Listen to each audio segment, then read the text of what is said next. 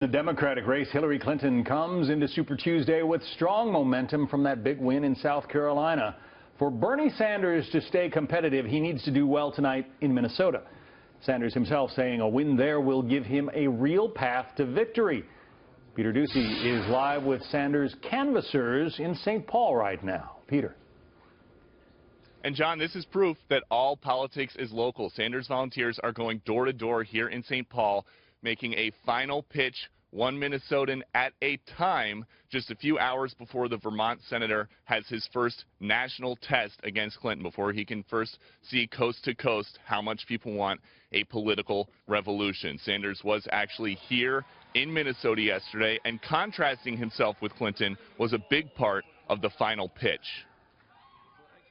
Tomorrow is Super Tuesday, and the people are entitled to know the differences, somewhat profound differences that exist between Secretary Clinton and myself. And I just want to rattle off a few of them. Number one, I made a decision when we began this campaign that I would not have a super PAC.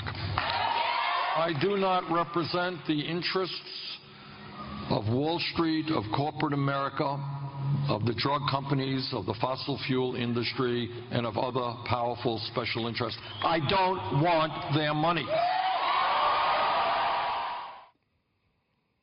The first line of the phone script volunteers are using to try and convince undecided caucus goers to back Bernie goes like this, quote, "I'm supporting Bernie because he believes too many Americans are working harder just to get by." The caucus process here in Minnesota is done differently than in Iowa, where the meetings could last hours and people were required to sit through it. Tonight, if a Minnesotan wants to just cast a ballot and leave, they can do that. And something that could be a big boost to Senator Sanders, who relies heavily on the youth vote here in Minnesota.